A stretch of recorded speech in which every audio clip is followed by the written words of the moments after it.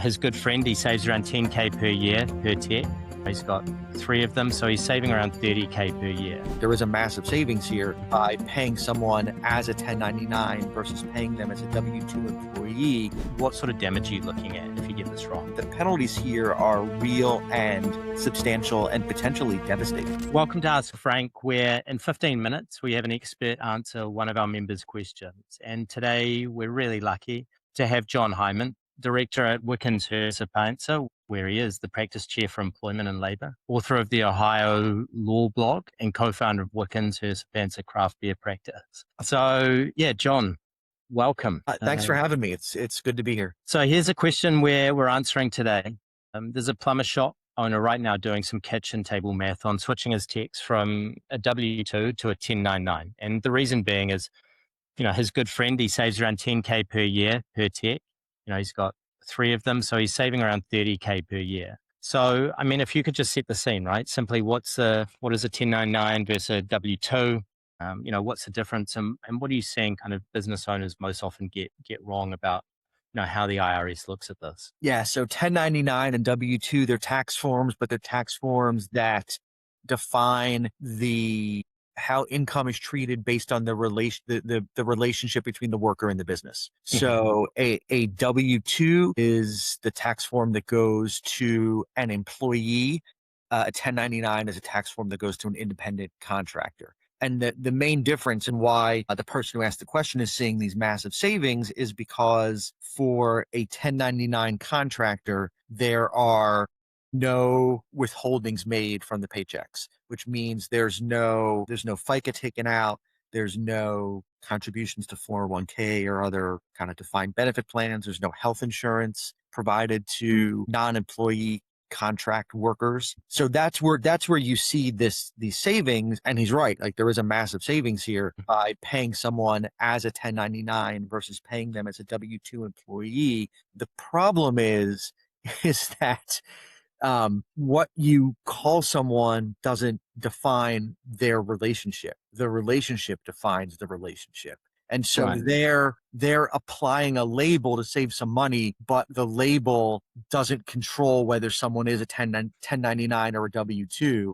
And quite frankly, we can get into kind of the nuts and bolts of kind of what the various tests are for when someone is like a bona fide 1099 independent contractor.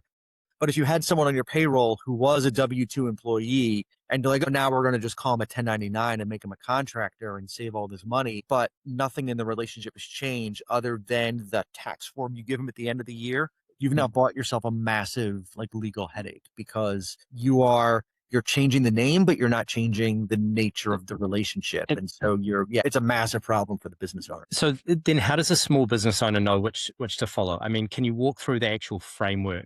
What are the So the problem is it's not just one framework. There's at least 3 different frameworks. Right. There's an IRS framework that defines it from a tax standpoint. There is a separate framework under the Department of Labor under like wage and hour laws, and that framework changes president to president. Right. Often. And then that's on the federal side. So at least 2 different frameworks on the federal side. And then there's state frameworks as well. And so depending on the state you're in, and right, we have 50 different states. And so there might be 3 different frameworks, right? So the IRS, for example, applies what we typically think of as kind of the traditional kind of common law test for whether or not someone is an employee or an independent contractor. They look at really kind of broadly 3 categories. They look at kind of behavioral control, so kind of who controls kind of the who, what, where, how the work is performed. They look at financial control, so kind of can the worker not just profit from the work, but can they suffer a loss, right? So is it truly like an independent business? So they're not just making money, but they have some skin in the game, like they're paying expenses. They have the potential for financial loss as well. And then what's the type of the relationship? Is it a permanent relationship? Is it just kind of on a project by project basis? Is it a permanent, like ongoing relationship between the worker and the business? And so the IRS is kind of look at those things to decide, like, is this person like integral to your business, an employee, or is it more like a vendor type relationship, like which would look more like an independent contractor? That's on the IRS side. On the Department of Labor side, that kind of controls, and that, so the IRS side, that determines like how someone is taxed, right? Whether we have to Yeah. make holdings and other things, right? Yep. On the Department of Labor side, now we get into how the people are paid, and that's issues like if they work more than 40 hours a week, are they owed overtime? And that right now is in flux. There was kind of an economic realities test that was in place that looked at kind of two core factors: degree of control and opportunity for profit and loss. So not that dissimilar from the IRS, but not identical. That had been in place from 2021 to 2024. And it's important we look back to 2021, because in 2024, when President Biden came in, he scrapped that kind of two-factor test and put in a six-factor test, which we don't need to get into, because earlier this year, Trump scrapped Biden's six-factor test and put in a new proposed test. But for now, it went back to that 2021 test. So right now, under the Department of Labor, it's that control and economic and kind of financial profit and loss. Those are kind of the two key factors. But the Department of Labor is now looking at a new like 5 or 6 factor test, and that's so right.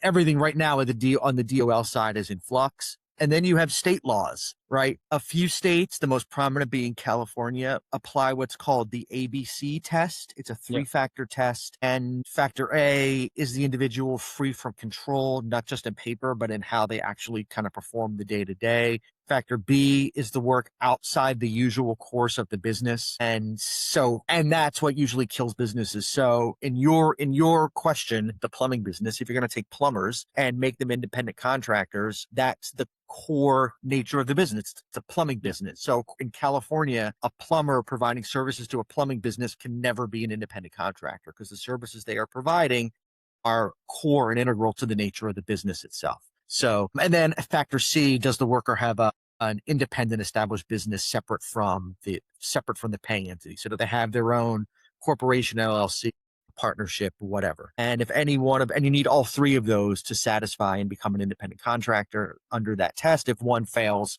you're an employee.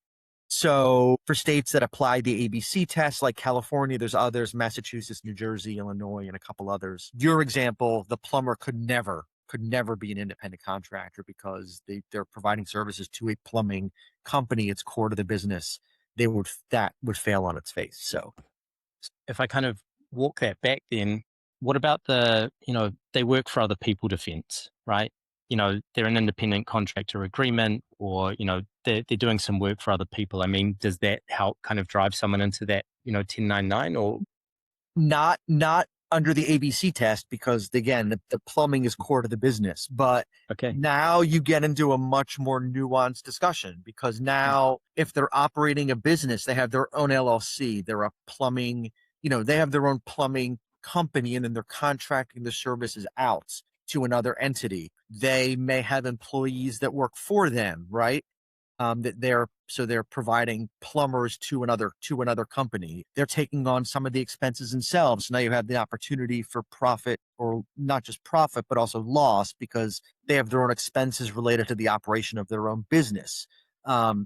They may, because it's their own entity that they're running, they will likely have more control over how they're performing the work, when they're performing the work, where they're performing the work. And so the indicia of control are going to look a lot more independent. So in that, tweaking the hypothetical, tweaking the question to, we're not changing the plumbers on our payroll, we're not just changing them to 1099 contractors, but we are entering into an arm's length business agreement with an outside plumbing company to provide labor to us.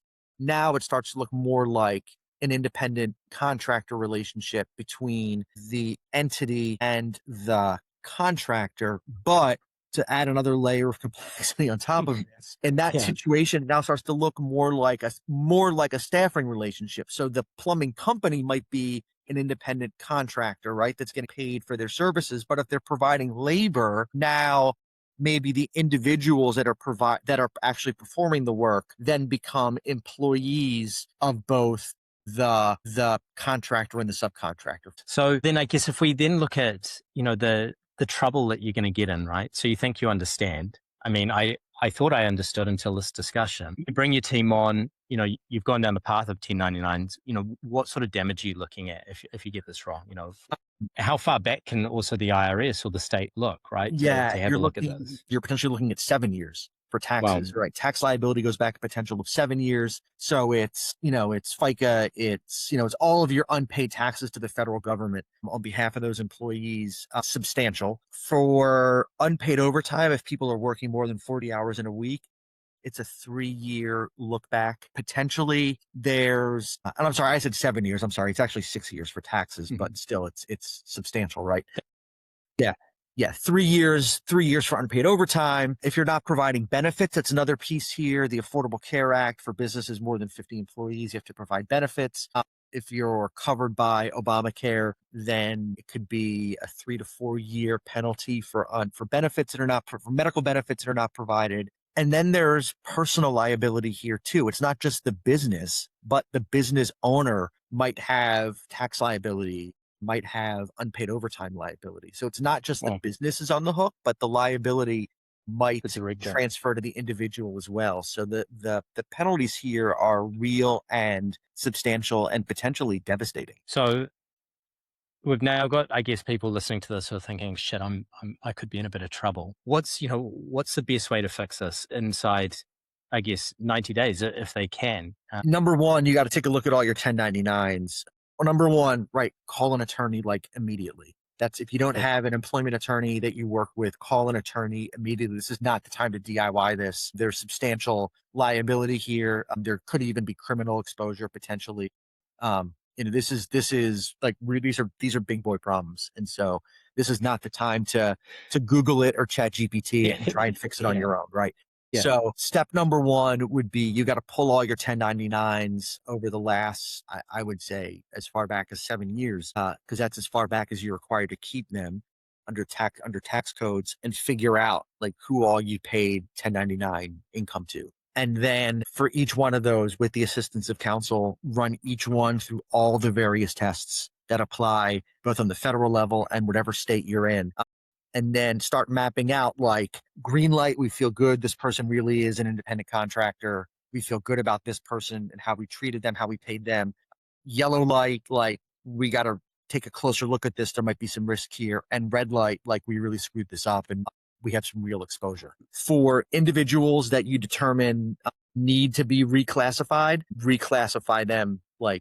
Anyone who's clearly misclassified, reclassify them immediately. I would issue, work with your legal team and your accounting team and reissue W-2s retroactively if you can, immediately, and don't negotiate with the employees. This is not, a lot of times businesses say to the individual, well, do you want to be a W-2 or 1099? And just that's not what controls here, right? It's just the bona fides of the nature of the relationship is what controls. And so this isn't a negotiation with the employee. It's just illegal. This is just the way it has to be. And we're now going to start taking taxes out of your pay, and you're going to bring home less on a week-to-week basis, but it just is what it is. We screwed this up, and it's a little bit of falling on your sword, and a lot of proactive and retroactive fixes. You're going to want to get amended, tax returns filed to fix this going back.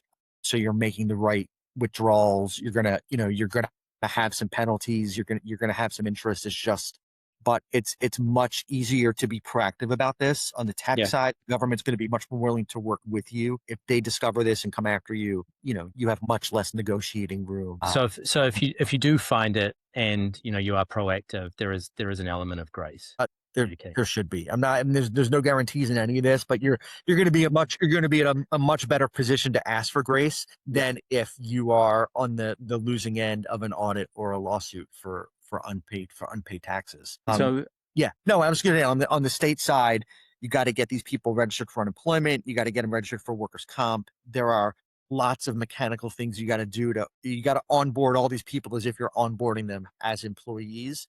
You're going to need, you're going to need I-9 forms to verify their immigration status. You're going to need W-4s to get their tax withholdings right. You're going to have to, on the state level, unemployment, workers' comp. So you got to treat them as if you're onboarding them as employees moving forward, and then fix everything retroactively going backwards. Understand.